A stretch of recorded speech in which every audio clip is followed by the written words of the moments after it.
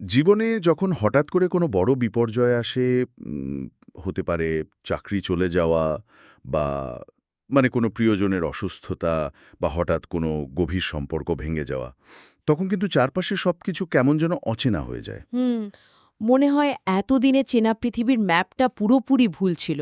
Right. আর মানুষ সাধারণত তখন একটা পরিষ্কার ম্যানুয়াল চায়। একটা যন্ত্র নষ্ট হলে যেমন ম্যানুয়াল দেখে ঠিক করা যায়, আমরা ভাবি জীবনটাও বোধহয় সেভাবে গুছিয়ে নেওয়া সম্ভব। কিন্তু বাস্তবের ধাক্কায় বোঝা যায় জীবনের তো আসলে কোনো নির্দিষ্ট ম্যানুয়াল নেই। একদম। চারপাশের পরিস্থিতি যখন ঘোলাটে আর বিশৃঙ্খল হয়ে ওঠে, তখন সেই প্রবল যাকে বলে কেয়স বা বিশৃঙ্খলা, সেটাকে সামাল দেওয়ার উপায় কি হতে পারে, সেটা নিয়েই আমাদের আজকের এই গভীর বিশ্লেষণ। হ্যাঁ, আর যারা শুনছেন তাদের জন্য বলে রাখি, আজকের আলোচনার মূল ভিত্তি হল জর্ডান বি পিটারসনের বিখ্যাত বই 12 rules for life and antidote to chaos. হ্যাঁ, আমাদের কাছে থাকা সোর্স ম্যাটেরিয়াল থেকে আমরা আজ খুঁজে বের করব কিভাবে ছোট ছোট কিছু ব্যক্তিগত পরিবর্তনের মাধ্যমে এই বিশৃঙ্খলার ভেতরেও একটা অর্থবাহ জীবন গড়ে তোলা যায়। আসলে মানুষের একটা অদ্ভুত প্রবণতা হল আমরা জন্মগতভাবেই নিয়ম বা বাধ্যবাধকতা খুব একটা পছন্দ করি না। সবাই স্বাধীন থাকতে চায়। তা তো বটেই। কেউ রুলস মানতে চায় না। কিন্তু নিয়ম ছাড়া মানুষের জীবন যে পুরোপুরি দিগ্ভ্রান্ত হয়ে পড়ে সেটা বারবার প্রমাণিত হয়েছে। সোর্স ম্যাটেরিয়ালে এই জায়গায় দুটো চরমপন্থী চিন্তাধারার কথা আসে। উ চরমপন্থী চিন্তাধারা বলতে? একদিকে আছেন রিলেটিভিস্টরা, যারা মনে করেন পৃথিবীতে কোনো সার্বজনীন সত্য নেই, সবকিছুই আপেক্ষিক। এই চিন্তাধারা মানুষকে এক ধরনের শূন্যতা বা নিহিলিজমের দিকে ঠেলে দেয়। ও আচ্ছা, কারণ কোনো কিছুর উপর শক্ত বিশ্বাস না থাকলে তো জীবন উদ্দেশ্যহীন হয়ে পড়ে, তাই না? একদম ঠিক। আর অন্যদিকে আছেন আইডিওলগরা, যারা একটি নির্দিষ্ট মতবাদ বা আইডিওলজিকে চরম সত্য বলে ধরে নেন এবং সমাজের সবাইকে সেই নির্দিষ্ট ছাঁচে ফেলতে চান। এটা তো এক ধরনের স্বৈরতান্ত্রিক মানসিকতা তৈরি করে। রাইট।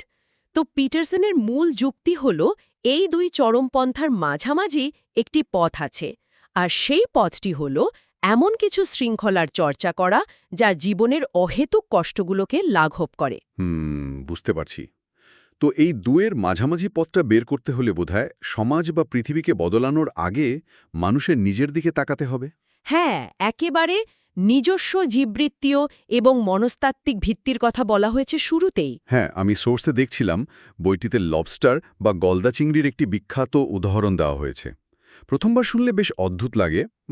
লবস্টারের আচরণের সাথে মানুষের জীবনের শৃঙ্খলার কি সম্পর্ক থাকতে পারে? শুনতে অদ্ভুত লাগলেও এর পেছনে একটি গভীর স্নায়বিক বা নিউরোলজিক্যাল কারণ আছে।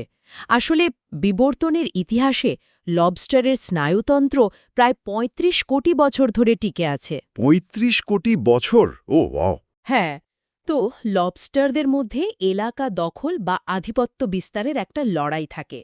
যখন দুটি লবস্টার মুখোমুখি হয় এবং লড়াইয়ে একজন জেতে, তখন সেই বিজয়ী লবস্টারের মস্তিষ্কে সেরোটোনিন হরমোনের মাত্রা প্রবলভাবে বেড়ে যায়। আচ্ছা, সেরোটোনিন।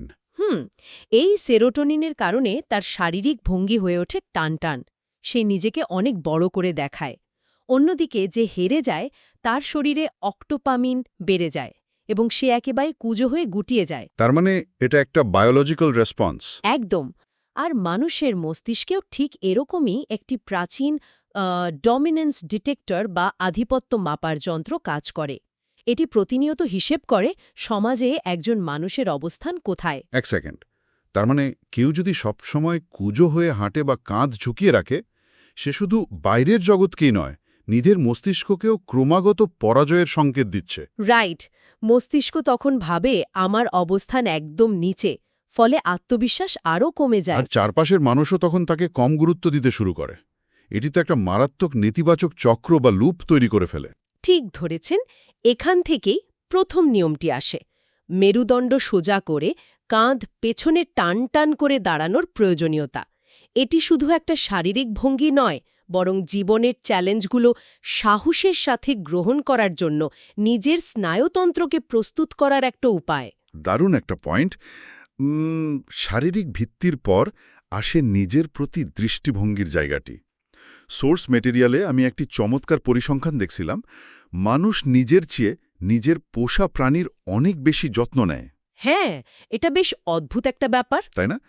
একটি কুকুর বা বিড়াল অসুস্থ হলে মানুষ ঘড়ি ধরে তাকে ঠিক মতো ওষুধ খাওয়ায়, কিন্তু নিজের বেলায় এমনকি ডাক্তারের দেয়া প্রেসক্রিপশন থাকার পরও মানুষ ওষুধ খেতে ভুলে যায় বা অবহেলা করে।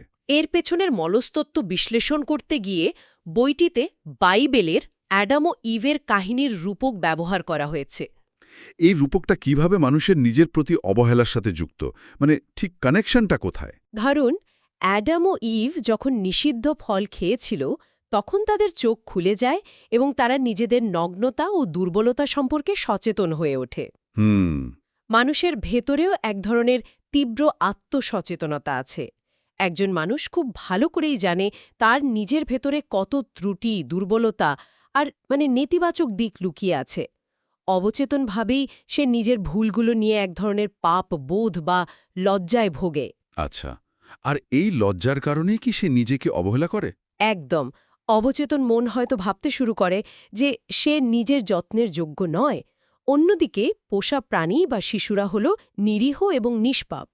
তাদের ভেতরে কোনো জটিলতা নেই, তাই তাদের প্রতি মানুষের কোনো অভিযোগও থাকে না। ব্যাপারটাকে যদি আধুনিক জীবনের সাথে মিলিয়ে দেখি, ধরুন আমরা আমাদের স্মার্টফোন সবসময় চার্জ করে রাখি, স্ক্রিন প্রোটেক্টর আর দামি কভার পরিয়ে খুব যত্ন নিই, কারণ ওটাকে আমরা মূল্যবান মনে করি। রাইট। কিন্তু আমাদের নিজেদের শারীরিক বা মানসিক ব্যাটারি যখন শূন্যের কোঠায় নেমে যায়, তখন আমরা সেদিকে খেয়ালই করি না। অথচ আমরা নিজেরাই আমাদের সবচেয়ে দামি ডিভাইস। খুব সুন্দর একটা উপমা। তো নিজেকে এমন একজন মানুষের মতো যত্ন করার কথা বলা হয়েছে যাকে সাহায্য করার দায়িত্ব সম্পূর্ণ নিজের ওপর। এখানে অর্ডার বা শৃঙ্খলা হলো আমাদের চেনা জগৎ, যেখানে সবকিছু নিয়ম মতো চলে, আর কেওস বা বিশৃঙ্খলা হলো অজানা জগৎ। এই দুয়ের মাঝে ব্যালেন্স রাখতে হলে নিজেকে ভালোবাসতে হবে। ঠিক। তো নিজেকে গোছানোর পর আমাদের দৃষ্টি দিতে হবে চারপাশের পরিবেশ এবং সামাজিক পরিমণ্ডলের দিকে, বিশেষ করে আমরা কাদের সাথে মিশছি। কারণ আমরা যাদের সাথে সবচেয়ে বেশি সময় কাটাই, ধীরে ধীরে আমরা তাদের মতোই ভাবতে শুরু করি। একদম। অনেক সময় দেখা যায় মানুষ এমন কিছু মানুষের সাথে বন্ধুত্ব টিকিয়ে রাখে যারা অত্যন্ত নেতিবাচক বা বিপদগামী। হ্যাঁ, আর এর পেছনে যুক্তি হিসেবে মানুষ বলে যে সে আসলে বিপদে পড়া বন্ধুটিকে উদ্ধার করতে চাইছে। কিন্তু আমার এখানে একটা প্রশ্ন আছে।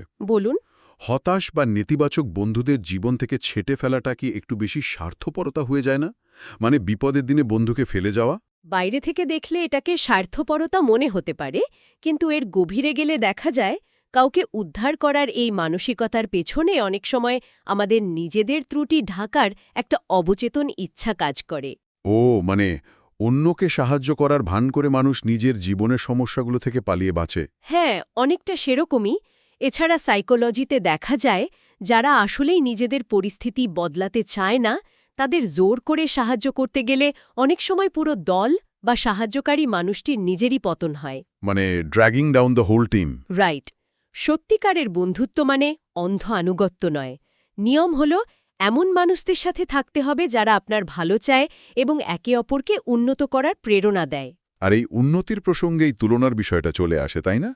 বর্তমানে এই গ্লোবালাইজড পৃথিবীতে, বিশেষ করে সোশ্যাল মিডিয়ার যুগে, মানে চারপাশের মানুষের সাথে নিজের তুলনা করাটা তো একটা অভ্যাসে পরিণত হয়েছে। সোশ্যাল মিডিয়া খুললেই মনে হয় সবাই বেশি সফল, সবাই বেশি ঘুরে বেড়াচ্ছে। হ্যাঁ, সবাই যেন আমার চেয়ে বেশি সুখী। আসলে মানুষের মস্তিষ্ক বিবর্তিত হয়েছে ৫০ বা ১০০ জনের একটি ছোট গোত্রের মধ্যে নিজের অবস্থান তুলনা করার জন্য। কিন্তু এখন এই ডিজিটাল যুগে ৮০০ কোটি মানুষের সাথে তুলনার একটা মঞ্চ তৈরি হয়েছে। ৮০০ কোটি মানুষের সাথে তো আর পাল্লা দেওয়া সম্ভব না। একদমই না। বিশাল পৃথিবীতে সবসময় এমন কেউ না কেউ থাকবে যে দেখতে ভালো বা বেশি ধনী, তাই অন্যদের সাথে তুলনা করে নিজের জীবনকে বিচার করাটা চরম হতাশার জন্ম দেয়। তাহলে রুলটা কি বলছে? কার সাথে তুলনা করব? এর বদলে লক্ষ্য হওয়া উচিত গতকাল আপনি যেমন ছিলেন, আজকের আপনি তার চেয়ে একটু উন্নত হলেন কিনা। অর্থাৎ অন্যের সাথে নয়, নিজের অতীত সত্তার সাথে প্রতিযোগিতা করা। প্রতিদিন যদি খুব ছোট একটি লক্ষ্য নির্ধারণ করা যায়, যেমন আজ আমি এমন কি ছোট কাজ করতে পারি যা আমার জীবনকে গতকালের চেয়ে একটু হলেও ভালো করবে? হ্যাঁ, এই ছোট ছোট ইতিবাচক পরিবর্তনগুলো সময়ের সাথে সাথে বিশাল প্রভাব ফেলে। রাইট। সামাজিক বৃত্তের পর আসে পরিবারের ভেতরের শৃঙ্খলার কথা, বিশেষ করে ভবিষ্যৎ প্রজন্মের সামাজিকীকরণ। সোর্সে বলা হচ্ছে একটি শিশু জন্ম থেকেই সামাজিক নিয়মকানুন শিখে আসে না, তাদের শেখাতে হয়। শিশুরা অনেক সময় বাবা মায়ের সাথে জেদ করে, কাঁদে বা গায়ে হাত তুলে পরীক্ষা করে দেখতে চায় যে তাদের সীমানা ঠিক কতদূর। কিন্তু আধুনিক অনেক চিন্তাধারায় তো মনে করা হয় যে শিশুদের বেশি শাসন করলে তাদের সৃজনশীলতা নষ্ট হয়ে যাবে, বা তারা হয়তো বাবা মায়ের ভালোবাসা হারিয়ে ফেলবে। সোর্স বলছে এই সীমানা বা বাউন্ডারি নির্ধারণ না করাটাকে চরম দায়িত্বহীনতা হিসেবে দেখা উচিত। দায়িত্বহীনতা? কিন্তু সীমানা নির্ধারণ না করাটা কেন শিশুদের জন্য এত ক্ষতিকর? কারণ নিয়ম বা গণ্ডি ছাড়া একটি শিশুর জগৎ হয়ে ওঠে সীমাহীন এবং ভীতিজনক। ধরুন, একটা খেলা যদি কোনো নিয়ম ছাড়া খেলা হয়, তবে সেটা কি আর খেলা থাকে? না, তখন তো একটা বিশৃঙ্খলা তৈরি হয়। একদম। শিশুদের এমনভাবে গড়ে তোলা বাবা মায়ের প্রাথমিক দায়িত্ব যেন বাইরের সমাজ তাদের হাসি মুখে গ্রহণ করে। একটি শিশু যদি ছোটবেলাতেই সামাজিক নিয়ম না শেখে, আবেগ নিয়ন্ত্রণ করতে না শেখে, তবে বড় হয়ে সমাজ তাকে খুব রূঢ়ভাবে প্রত্যাখ্যান করবে। ও, বুঝতে পেরেছি। আর সমাজের সেই প্রত্যাখ্যান হবে বাবা মায়ের শাসনের চেয়ে অনেক বেশি নির্মম। ঠিক। তাই ইতিবাচক প্রশংসা এবং নেতিবাচক শাসন উভয় ধরনের আবেগ ব্যবহার করেই শিশুকে সমাজের উপযোগী করে তোলা জরুরি। রাইট। পরিবারের পরিমণ্ডল ঠিক রাখার পাশাপাশি নিজের জীবনের সম্পূর্ণ দায়ভার বা এক্সট্রিম ওনারশিপ নেওয়ার বিষয়টি বর্তমান সময়ের জন্য ভীষণ প্রাসঙ্গিক। হ্যাঁ, জীবনে প্রতিকূলতা বা অবিচার আসবেই। কিন্তু সবকিছুর জন্য সমাজ, রাষ্ট্র বা অর্থনীতিকে দোষারোপ করাটা এক ধরনের পলায়ন বৃত্তি। সোর্স বলছে সমাজ বা রাষ্ট্রকে সমালোচনা করার আগে নিজের ঘর সম্পূর্ণ গুছিয়ে রাখা প্রয়োজন। অন্যকে দোষারোপ করলে বা নিজের ব্যর্থতার জন্য সিস্টেমকে দায়ী করলে কেবল মানুষের মধ্যে তিক্ততা বাড়ে। আর এই তিক্ততা মানুষকে ধ্বংসের দিকে নিয়ে যায়। একদম। নিজের নিয়ন্ত্রণ যতটুকু জায়গায় আছে, ততটুকু জায়গায় নিজের সর্বোচ্চটা দিয়ে পরিস্থিতি ভালো করার চেষ্টা করতে হয়। এটা অনেকটা প্লেনের ইঞ্জিন মেরামত করার চেষ্টা করার মতো, অথচ নিজের বসার সিটটাই আমরা পরিষ্কার রাখতে পারি না। ঠিকটাই। নিজের পরিমণ্ডলের সমস্যাগুলো সমাধান না করে বিশ্ব ব্রহ্মাণ্ড ঠিক করতে যাওয়াটা আসলে নিজের ভেতরের বিশৃঙ্খলাকে বাইরের পৃথিবীর উপর চাপিয়ে দেওয়া। আর যখন কেউ নিজের জীবনের দায়িত্ব পুরোপুরি নিজের কাঁধে তুলে নেয়, তখন জীবনকে সামনের দিকে এগিয়ে নিতে একটি গভীর উদ্দেশ্যের প্রয়োজন হয়। অর্থাৎ তাৎক্ষণিক তৃপ্তি বা যাকে বলে ইনস্ট্যান্ট গ্র্যাটিফিকেশন নিয়ে মেতে থাকার বদলে একটি মহৎ উদ্দেশ্য খুঁজে বের করা। রাইট। মানব জীবনের একটা বড় অংশ জুড়ে আছে কষ্ট বা ট্র্যাজেডি। এই অবধারিত কষ্টের বিপরীতে টিকে থাকার একমাত্র উপায় হল এমন একটি কাজ করা যা পৃথিবীতে অহেতুক কষ্ট লাঘব করে। কিন্তু এই অর্থপূর্ণ পথে হাঁটতে গেলে মানুষের নিজের সাথেই তো এক বড় সংঘাত তৈরি হয়। মিথ্যা বলার প্রবণতা। সংঘাত এড়াতে বা নিজেকে ভালো প্রমাণ করতে মানুষ প্রতিনিয়ত মিথ্যা বলে। আর সবচেয়ে ভয়াবহ হল লাই বা জীবনের এক বিরাট মিথ্যার জালে আটকে পড়া। এই লাইফ কনসেপ্টটা নিয়ে সোর্স কি বলছে? মানুষ অনেক সময় সমাজের চাপে বা সম্মানের আশায় এমন একটি লক্ষ্য স্থির করে যা সে আসলে মন থেকে চায় না। ধরুন, কেউ ঠিক করল তাকে একটা নির্দিষ্ট বয়সে পৌঁছানোর আগেই সমাজের চোখে সফল হতে হবে। এরপর সে অন্ধের মতো সেই লক্ষ্যের পেছনে ছুটতে থাকে। কিন্তু এই মিথ্যার মধ্যে বাস করার ফলে তার ভেতরে প্রতিনিয়ত এক ধরনের দ্বন্দ্ব তৈরি হয়। ঠিক। কিন্তু আমার এখানে একটা কনফিউশন আছে। মানুষ কিভাবে বুঝবে যে সে কোনো জীবনের মিথ্যার মধ্যে আটকে আছে, নাকি সে শুধু তার কাঙ্ক্ষিত লক্ষ্যের প্রতি নাছোড়বান্দা হয়ে লেগে আছে? জেদ এবং মিথ্যার মধ্যে পার্থক্য করাটা তো বেশ কঠিন। পার্থক্যটা বোঝা যায় মানুষের ভেতরের শারীরিক এবং মানসিক অনুভূতি থেকে। যখন কেউ কোনো মিথ্যার মধ্যে বাস করে, তখন সে ভেতর থেকে দুর্বল অনুভব করে। একটা চাপা শঙ্কা বা উদ্বেগ সবসময় কাজ করে। মনে হয় যেন একটা অভিনয় চলছে। ও আচ্ছা। আর সত্যের পথে থাকলে? যখন মানুষ সত্যের পথে থাকে, তখন লক্ষ্য যতই কঠিন হোক না কেন বা বাইরে থেকে যত বাধাই আসুক না কেন, ভেতর থেকে এক ধরনের স্থিরতা এবং অটুট শক্তি পাওয়া যায়। বুঝতে পেরেছি। আর এই সত্যকে খুঁজে বের করার একটা বড় উপায় হল সঠিক যোগাযোগ বা স্পিচ। সোর্স বলছে গভীরভাবে চিন্তা করা আসলে খুবই কঠিন কাজ। বেশিরভাগ মানুষ কথা বলার মাধ্যমেই নিজেদের চিন্তাগুলোকে প্রক্রিয়াজাত করে। একদম। সত্যিকারের চিন্তা করা মানে হল নিজের ভেতরে একাধিক দৃষ্টিভঙ্গির মধ্যে একটি সংলাপ তৈরি করা। এটি মানসিকভাবে বেশ ক্লান্তিকর, তাই মানুষ অন্যের সাথে কথা বলে নিজের চিন্তাগুলোকে গুছিয়ে নিতে চায়। তার মানে একজন ভালো শ্রোতা হিসেবে অন্যকে চিন্তা করতে সাহায্য করাটা একটি বড় দায়িত্ব। তর্কে জড়ানোর আগে সোর্সে একটি দারুণ নিয়মের কথা বলা হয়েছে দেখলাম। হ্যাঁ, নিয়মটি হল আগের মানুষটি যা বলেছে সেটা তার মতো করে পুনরাবৃত্তি করে তার সম্মতি নেওয়ার পরই নিজের যুক্তি দেওয়া উচিত। এতে করে শুধু তর্ক জেতার যে একটা আদিম মানসিকতা থাকে সেটা থেকে বেরিয়ে আসা যায়। অপর পক্ষের কথাটি নিজের মতো করে গুছিয়ে বলা মানে হল তার যুক্তিটাকে সবচেয়ে শক্তিশালী রূপে দাঁড় করানো। রাইট, এতে সত্যি অপর পক্ষকে বোঝার একটা সুযোগ তৈরি হয়। আর যখন যোগাযোগের এই পরিষ্কারতা আসে তখনই জীবনের জটিল সমস্যাগুলোকে চিহ্নিত করা সহজ হয়। অনেক সময় মানুষ সমস্যা দেখেও না দেখার ভান করে, ভাবে এমনিতেই হয়তো ঠিক হয়ে যাবে। কিন্তু সমস্যাকে সুনির্দিষ্টভাবে সংজ্ঞায়িত করাটা বিশৃঙ্খলার মধ্যে শৃঙ্খলা আনার প্রথম শর্ত। কোনো কিছুর নাম না জানা থাকলে সেটা মনের ভেতরে এক বিশাল আকার ধারণ করে। ঘোরুন অন্ধকারে একটা বিশাল দানব মনে হচ্ছে কিছু একটাকে। সমস্যা নির্দিষ্ট করা মানে হল সেই অন্ধকার ঘরে হঠাৎ আলো জ্বালিয়ে দেওয়া। আলো জ্বলার পর হয়তো দেখা যায় যেটাকে বিশাল দানব মনে হচ্ছিল সেটা আসলে শুধু একটা পুরনো চেয়ার আর তার ওপর রাখা কিছু কাপড়। চমৎকার। সমস্যা নাম দিলে দানবটাও ছোট হয়ে আসে। একজন ডাক্তার যেমন নির্দিষ্ট উপসর্গ না জানলে চিকিৎসা করতে পারেন না, তেমনি সমস্যার আকার নির্দিষ্টভাবে সংজ্ঞায়িত না করলে তার সমাধান কখনোই সম্ভব হয় না। একদম ঠিক বলেছেন। ব্যক্তিগত জীবনের এই নিয়মগুলোর পাশাপাশি সমাজ ও বাস্তবতা দেখার কিছু বৃহত্তর দৃষ্টিভঙ্গিও এই সোর্সে উঠে এসেছে। বিশেষ করে বর্তমান সময়ের কিছু পোস্টমডার্ন বা উত্তরাধুনিক ধারণার বিষয়ে পিটারসনের যুক্তিগুলো। হ্যাঁ, আমরা যদি সোর্সের তথ্যটা একেবারে নিরপেক্ষভাবে তুলে ধরি তাহলে দেখা যায় কিছু পোস্টমডার্ন মতবাদ মনে করে জেন্ডার বা লিঙ্গ পরিচয় কেবলই সমাজের তৈরি করা একটি ধারণা।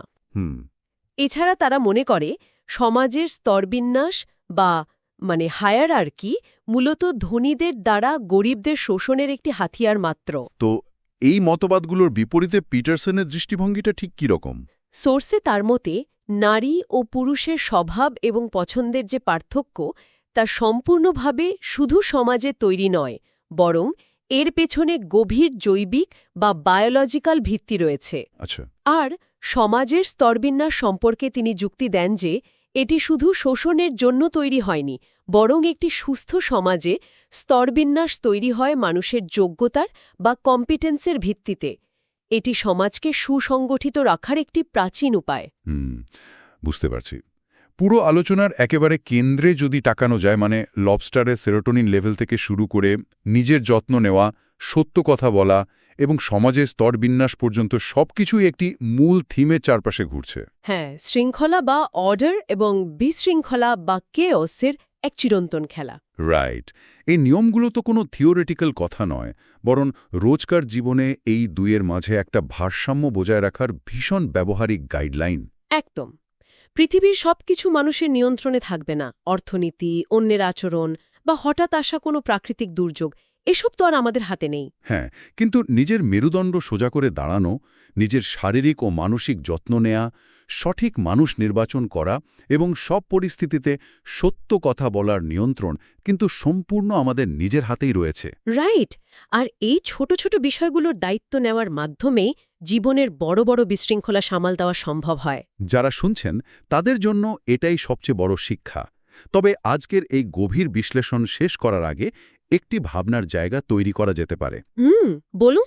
আমরা জীবনের বিশৃঙ্খলা থেকে বাঁচতে সবসময় নিখুঁত শৃঙ্খলা বা পারফেক্ট অর্ডারের খোঁজ করি, কিন্তু জীবন যদি আসলেই শৃঙ্খলা এবং বিশৃঙ্খলার ব্যালেন্স বা ভারসাম্য হয়, তবে আমরা যে সম্পূর্ণ নিখুঁত শৃঙ্খলার স্বপ্ন দেখি সেটা অর্জন করা কি আসলেই ভালো? খুব ইন্টারেস্টিং একটা প্রশ্ন, তাই না? নাকি সম্পূর্ণ নিখুঁত শৃঙ্খলার মানে হল সেখানে নতুন করে শেখার, বেড়ে ওঠার বা নিজেকে রূপান্তর করার আর কোনো জায়গাই অবশিষ্ট নেই? বিশৃঙ্খলা কি তবে সবসময় আমাদের শত্রু, নাকি কখনো কখনো এগিয়ে যাওয়ার বা নিজেকে ভেঙে নতুন করে গড়ার একমাত্র রাস্তাও? এই প্রশ্নটা নিয়ে একটু ভেবে দেখবেন। আমাদের আজকের গভীর বিশ্লেষণ এখানেই শেষ করছি।